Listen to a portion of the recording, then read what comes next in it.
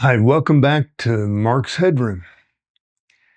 This is episode 11. This is the 11th week that I've been breaking a fast and coming on camera just within minutes or hours of breaking a 5-day fast and talking to the camera, trying to be me.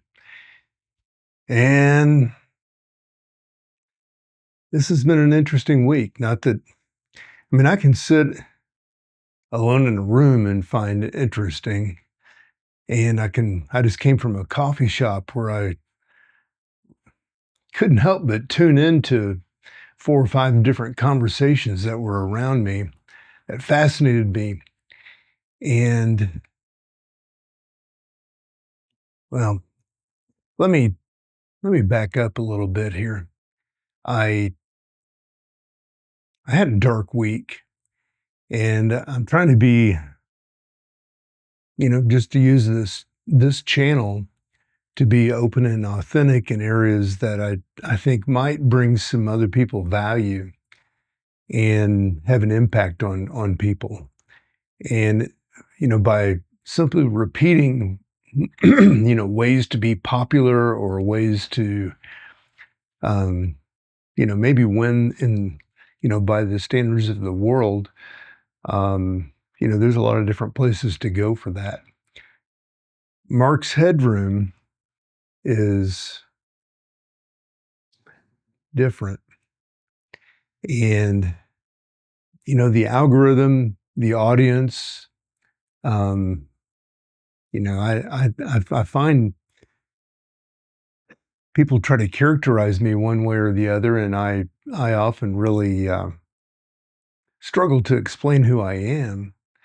So when I can connect with another person rather than the camera, which kind of is like I'm speaking to the collective at the moment, that can be a kind of confusing medium or circumstance for me. So if I can tune into, some details from what happened to me this week and bring those forward, maybe that'll be something of interest and of value to people, because I go deep, and I've had, I've been at the top of athletics, and I've been at the top of business, and I've been around the world and seen into various cultures.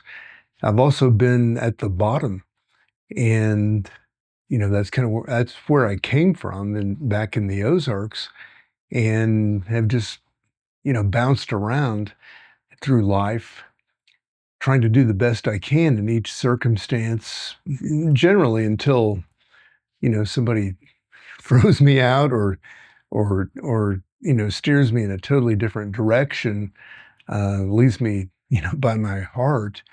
And that's how I ended up here in Austin.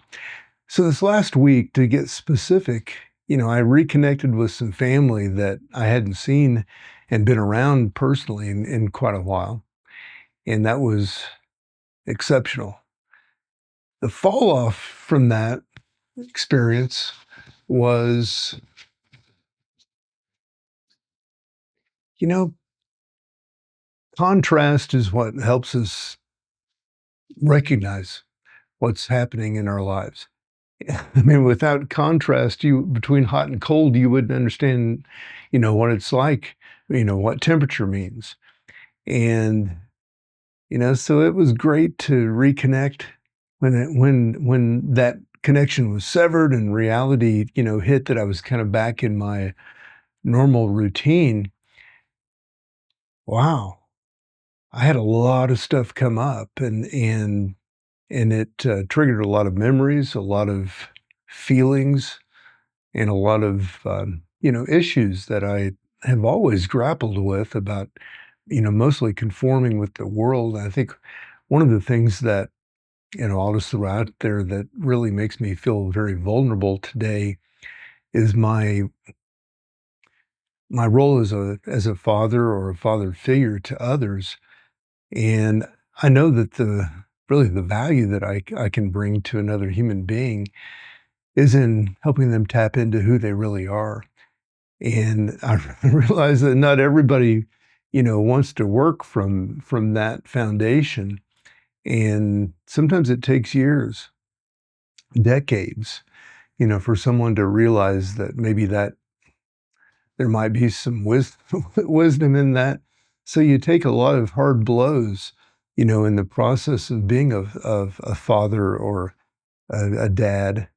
And, whether it's from, your daughters or sons or both, um, that can be difficult. It can also be hard on a relationship when you're working from the viewpoint of a human being rather than um,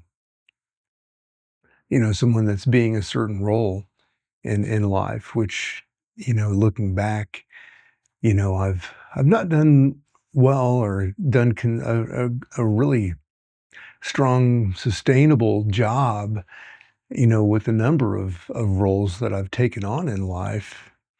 And generally, I've worn either myself or the the other party out. Unfortunately, I'm in a relationship now that gives me um, some good space and some good support for being, who I am, which does tend to be something that remains to be defined. And sometimes, it feels rather childlike.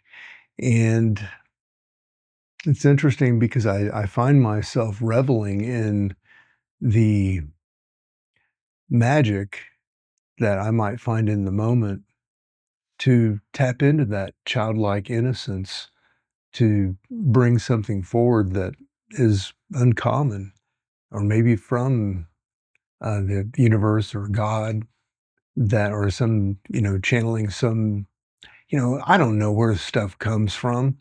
I notice that, where it comes, through me and I recognize that it's in my heart, which I have learned to distinguish. Um,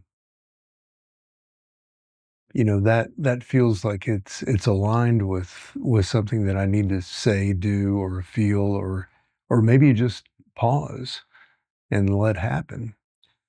But I had, as I came off of this reconnection with people that I really, connect with well, and I felt some real despair. I got into some really dark places, and I felt myself suffering, and I felt some of the old language come back that I remember from adolescence, where I think I first encountered some of these voices, and that I've written these things down. I think whenever it's kind of like the hot and cold, observation from the that I made earlier. Without contrast, you really can't define anything, and we don't even really have the words to define a lot of things that we're feeling. We think that we do, and if we're well read, then maybe we have a larger vocabulary and have considered a number of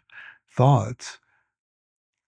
When you've been through a lot of life like I have, and maybe many of you have by some of the comments I've gotten from you all, um, then you know what I'm talking about.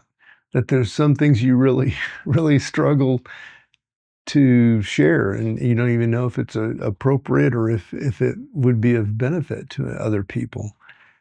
But those dark places, and I call them dark, are places that I've never avoided. I've tried to mine those for, and mine, M-I-N-E, kind of like you would drill for oil, or, go into a cave and, or a stream and, sift the rocks and look for gold. And because I've always felt like that was kind of my way of working, was, um, trying to when you shine light on something, there is no light unless there's darkness.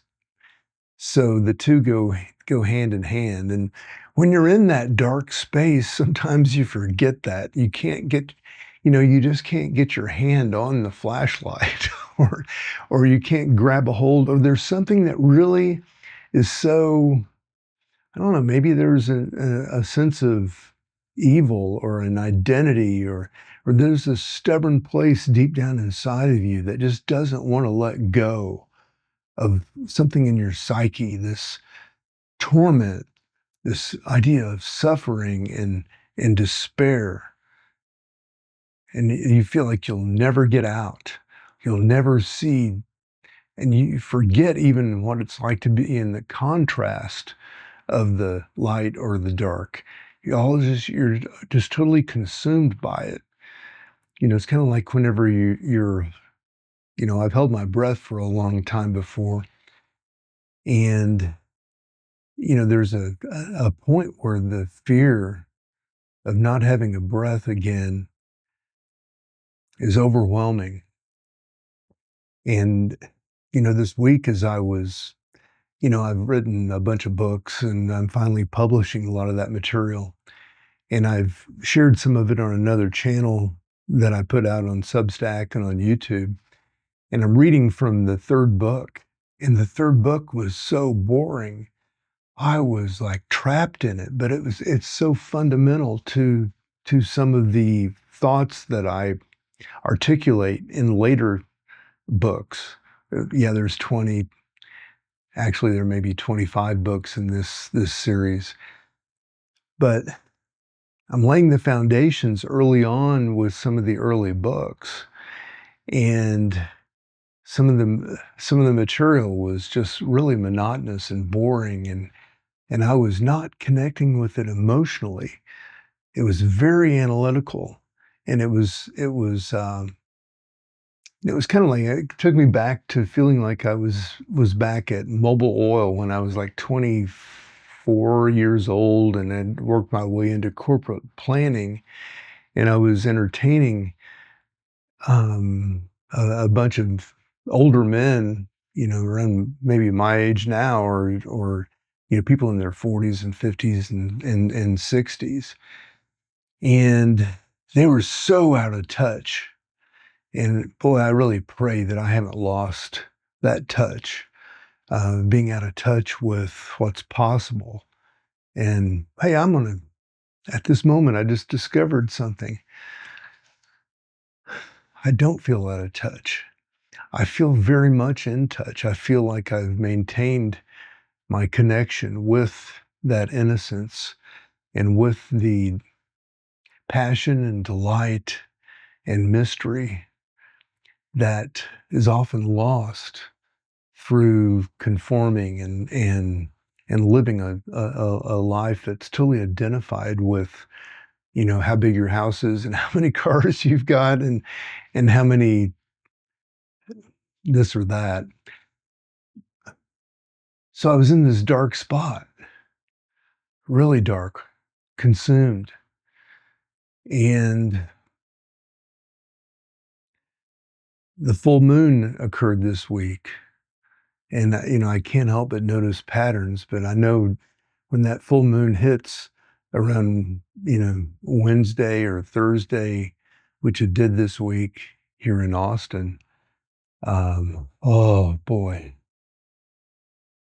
it was in a part of my chart where, I can really sense the deep psychological work happening in it, and it really took me to a place of deep despair. And I reflected, and one of those things that happens when I go, that into that place, that dark spot, I think of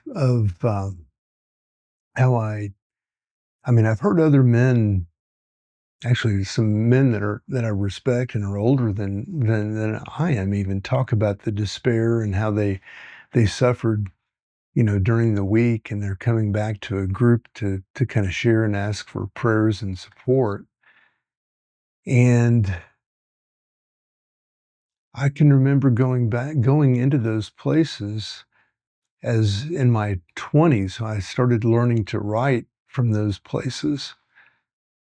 And some of the things that I put on paper, the page was such a beautiful place for me to just vomit, and I'm sorry for that using that word, I don't like that word, but it was kind of like this, stream of awful despair that I felt like I was redirecting, and I was starting to discover, and I can tell you clearly now, after having worked with that stuff for 30 years, over 3 decades, that I was projecting those things on other people who I was using to imprison me, creating circumstances and creating actually, in some cases, creating, circumstances where I could be the hero or I could, anyway, I'm not gonna go deep into that, but you can you realize at some point, if you keep digging deeper and deeper and deeper, that you do have some capacity to create the circumstances in your life. And so I created my despair in a way. And there was a very subconscious part of me that was reveling in the despair and identifying with it. It was almost like I had this dream once, and there was this character. I think I ended up finding his name come to me, and like his name was Felder, and it was like he was a joker, and he was scoffing at me being in this despair and in this dark place and being confused. And it's like, oh, it was awful. When I connect with Felder, that's kind of a character that it's a part of me that I realize is holding my head underwater, so to speak, and and laughing simultaneously. But when I wrote about some of these places, some of these experiences, some of the feelings, some of the projections, and this is the important point for you, if you're just early in this journey of examining what's really going on in your shadow, your psyche, or in these parts of yourself that you've never fully examined, you write this stuff down, and the less judgment you can make, the more freedom that you're going to eventually find. And write it down. Don't identify with it. Just let it be. Separate from it. And don't let it continue to consume you. And be honest with yourself. Because our society, the way that we conform, is often filled with lots of support around that suffering and the pain and the sacrifice, which can be very real, but they can also be, in the broader scheme of things, illusions that you've created to define yourself, to make yourself feel safe. Because for generations, we've been handing down identities subconsciously to our children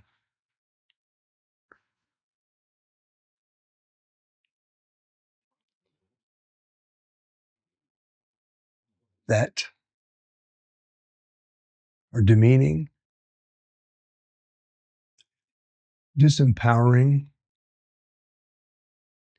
and creating a false sense of the lack of connection with God, with the universe, with nature, with the full power that many times it takes years to take the layers away. And if you're around a kid right now, man, give them a break, because a lot of times they're acting out like there's an old Elton John song. I'll challenge if anybody has heard this about how people are acting out their mother and father in the streets. Well, that's what's going on. So those dark places, I wrote from these. And my goodness, I know that some of the things I wrote were not intended to be read by someone else.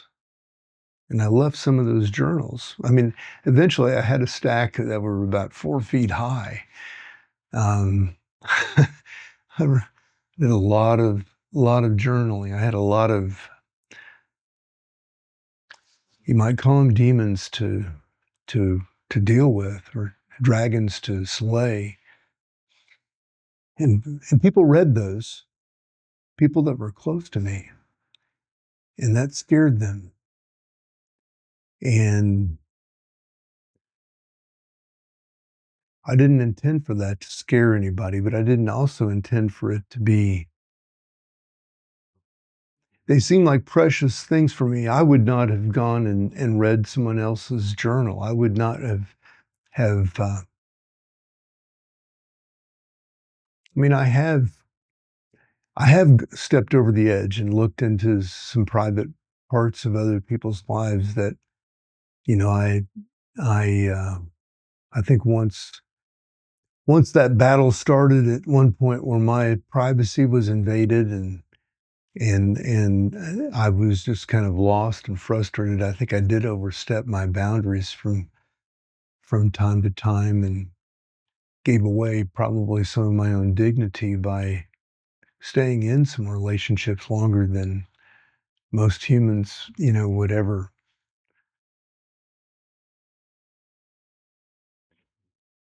live and learn, right?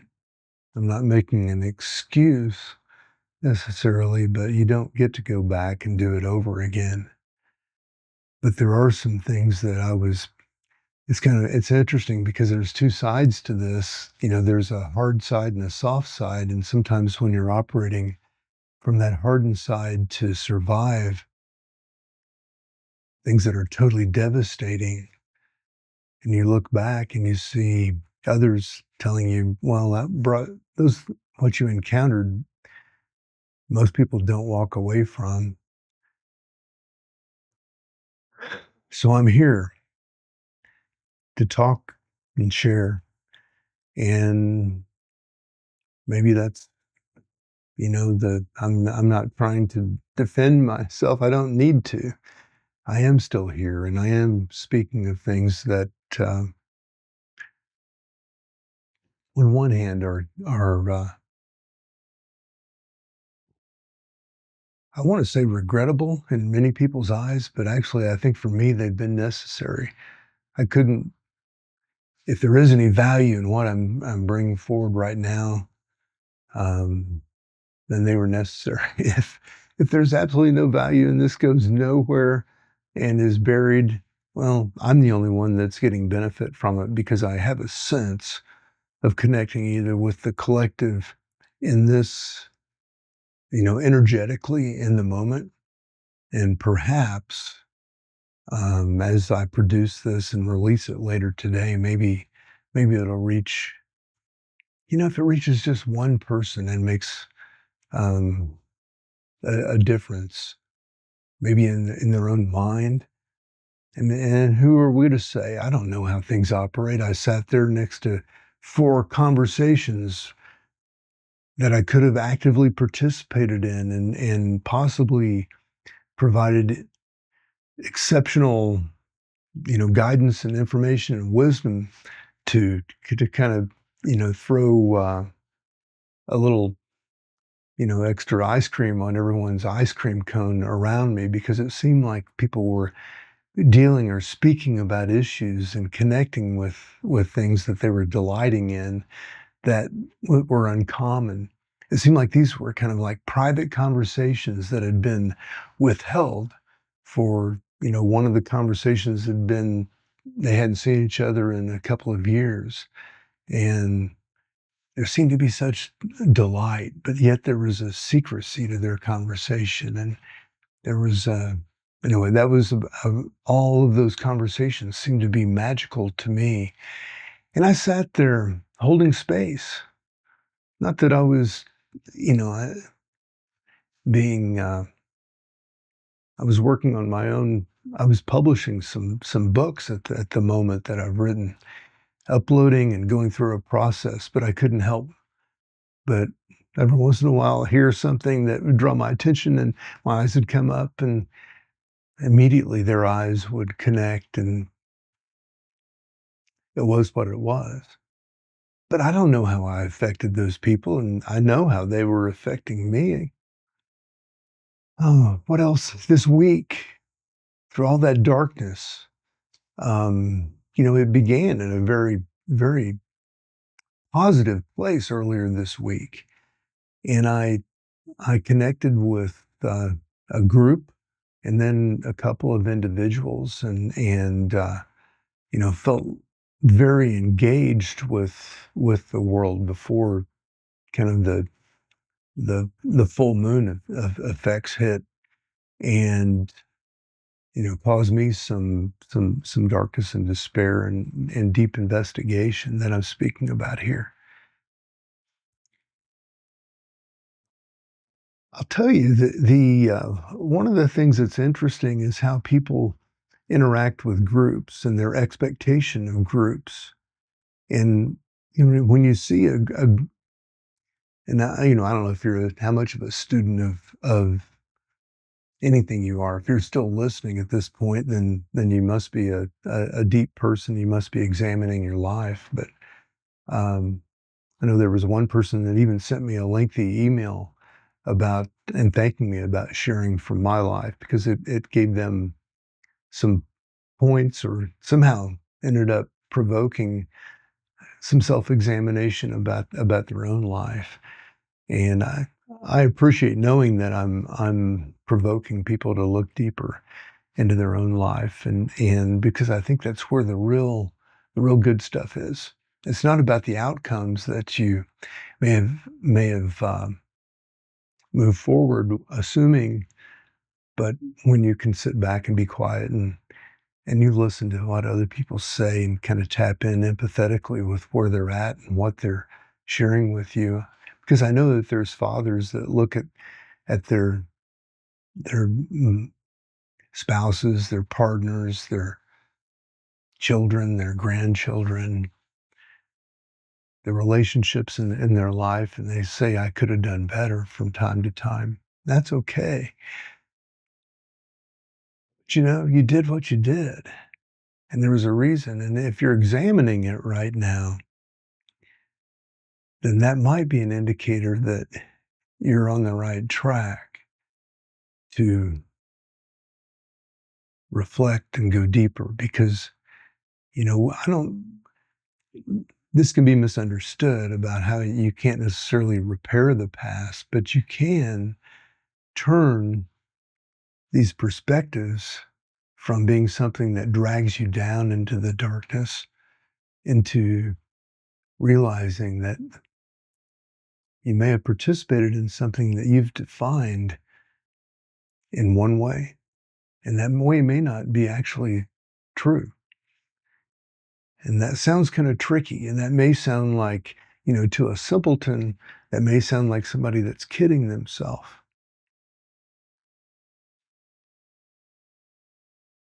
Well, the kidding assumes some kind of outcome or judgment, or there's an angle on that. And if you're not taking yourself seriously enough to go deeper and to take the time on occasion at the right time, these open up.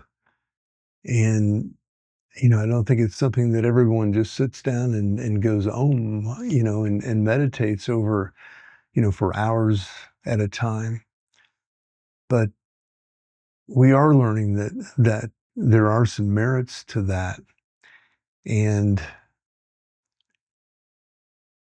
so if you're examining yourself and you're examining a group, well, you can easily step back from an experience with a group and project a lot of things upon a group, just like you can project upon an individual.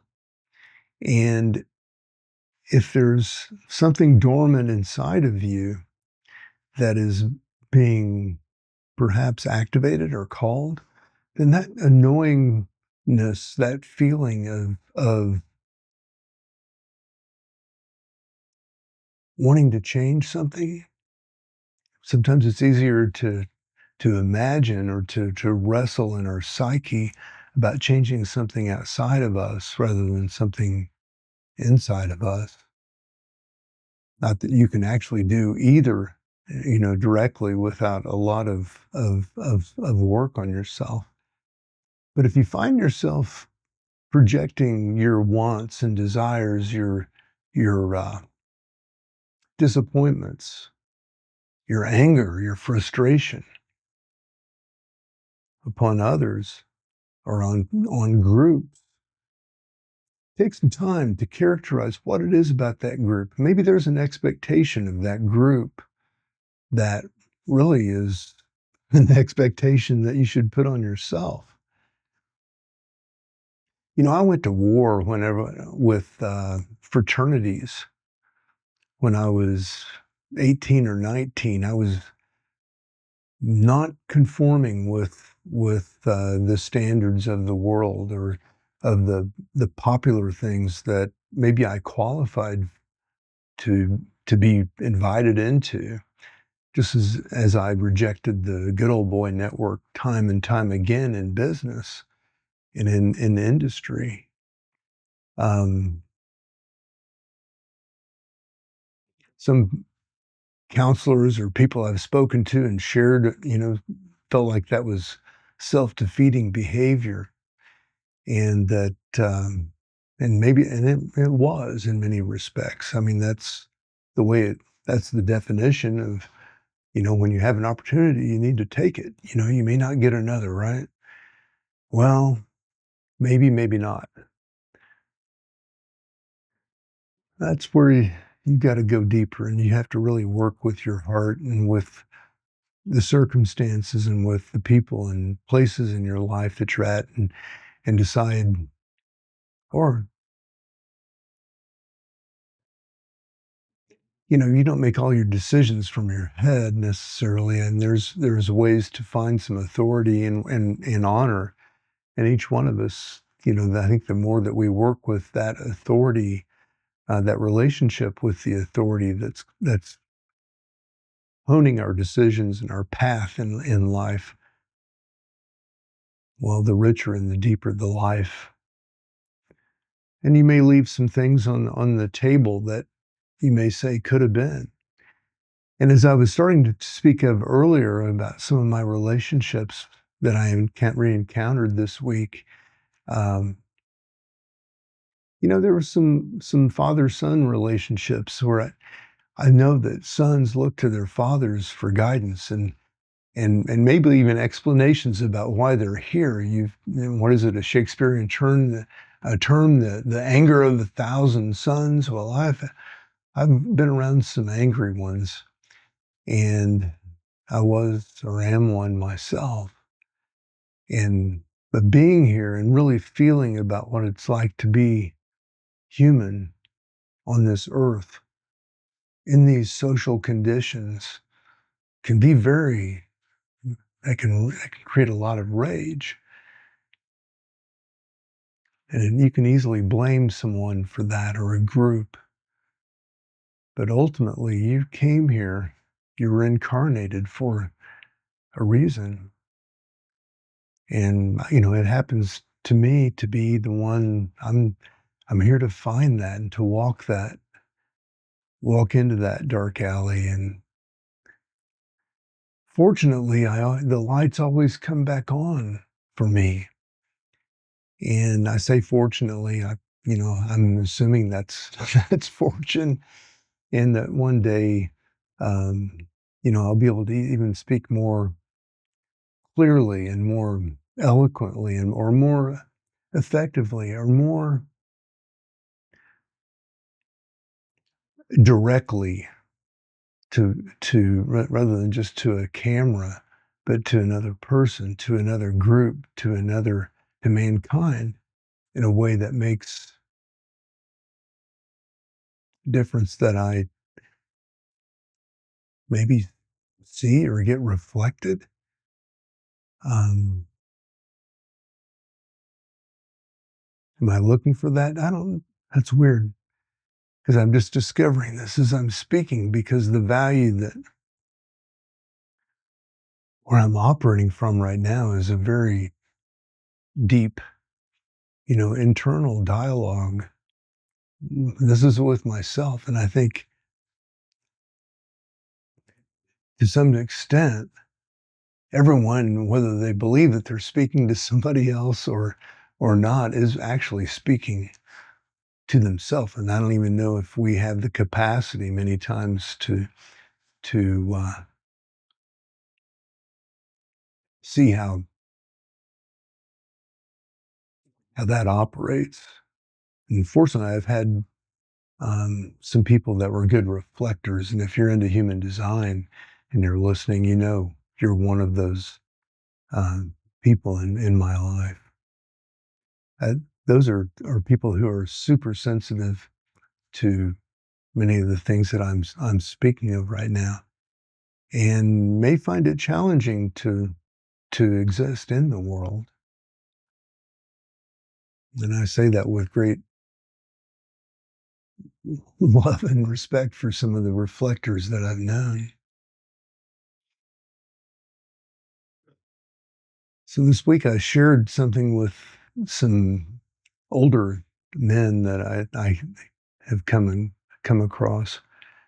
That was like what it's like to land in a foreign country for the first time and to feel spirits and things and to smell things that you've never smelled before that are alarming and I spoke about how when you've been in one community for maybe your entire life, your senses are perhaps dulled by not having anything to contrast them with. And I'm talking about senses of, the senses that we all, live with and are, commonly known. But I'm also talking about some other super senses that aren't really so super, but there's things that what's the neurodivergent, to use one of the modern terms, people are aware of. And there's a lot of those things that I'll go back to my 5% that we don't speak of because, well, we can't. We don't really know how to measure them or communicate about a lot of them in ways that have dignity and respect. So let's try to find ways to bring dignity and respect to those.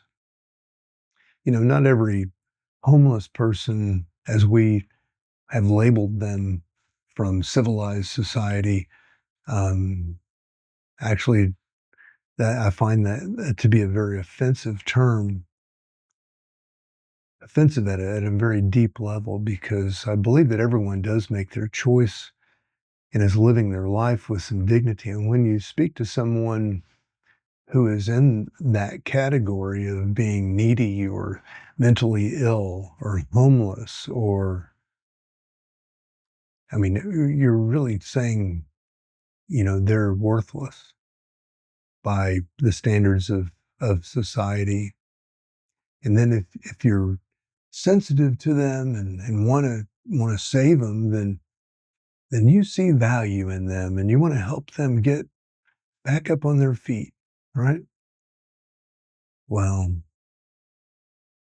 the greatest dignity that you can bring to those people are seeing them where they're at, listening to their story, connecting with where they're at, finding out what they really want, if there's any want left in their spirit.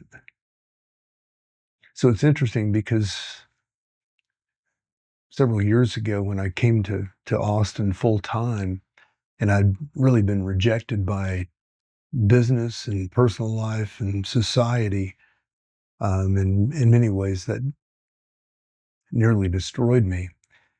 I found myself at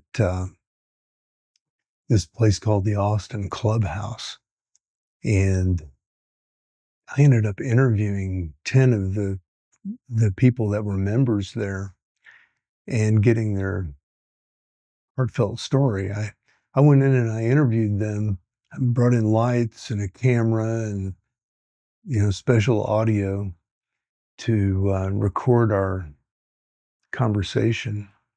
And they shared their story. Some of them talked for up to 8 hours. So I had a lot of video footage to unpack. I went out and I tried to verify some of their stories with the staff there and started looking a little deeper into some of their lives, getting to know some of the people that were around them. And I verified, some of that information. And then I went to some of the people that were, around the clubhouse, um,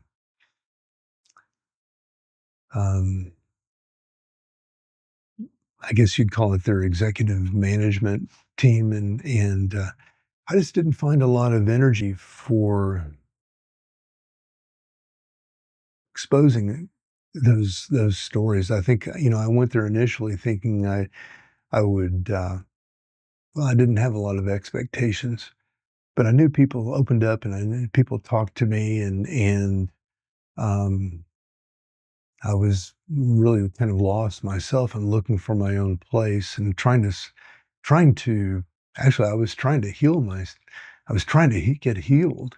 And it did help. They really did help characterize or help me characterize what was happening inside, deep, deep down inside of me as to, some of the things that people had told me was, that I was, and I learned what I was and what I wasn't, and those 10 people helped change my life.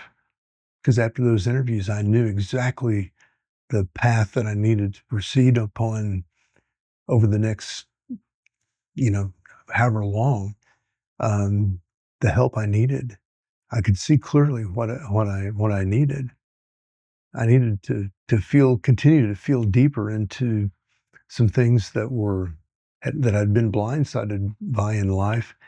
Do EMDR with someone that was trained in that, and try to find someone that could hold my hand out of this um, pattern that I'd fallen into of suffering and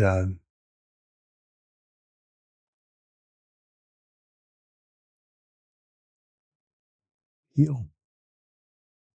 And it happened.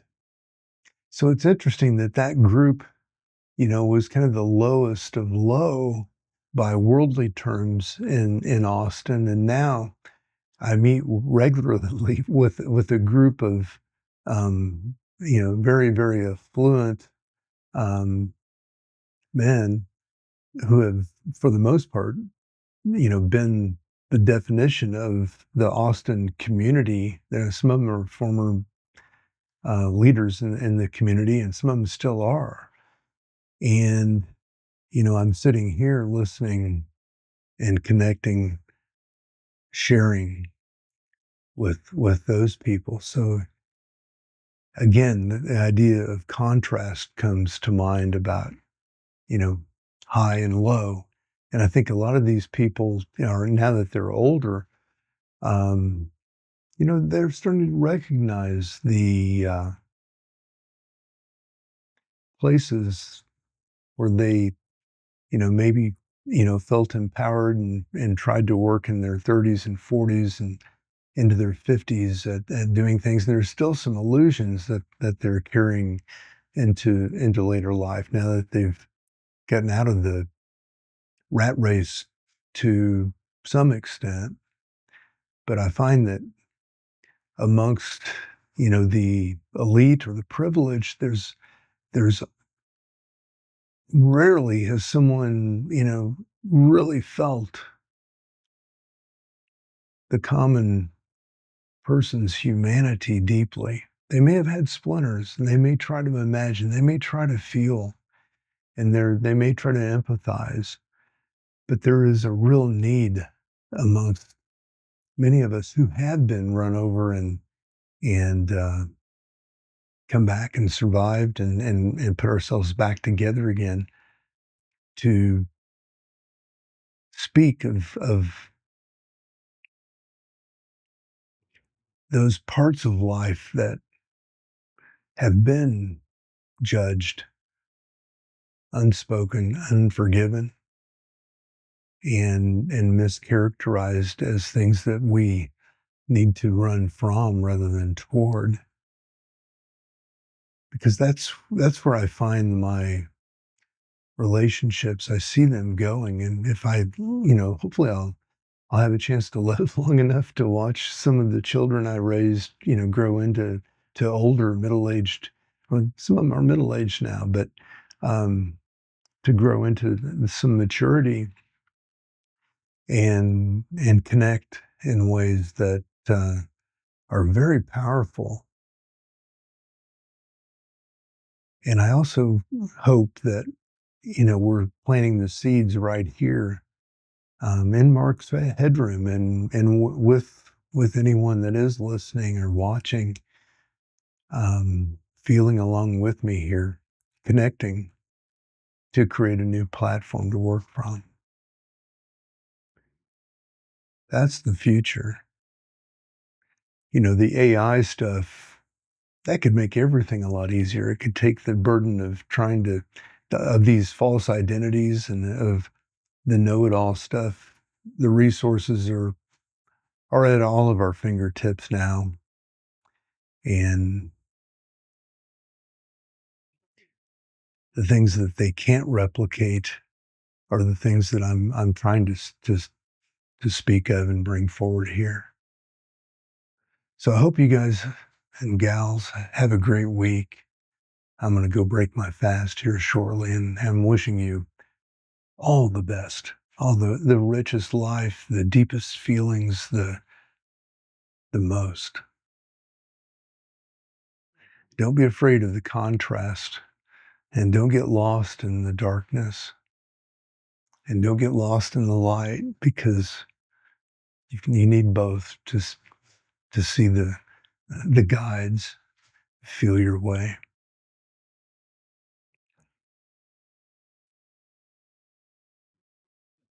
Love you.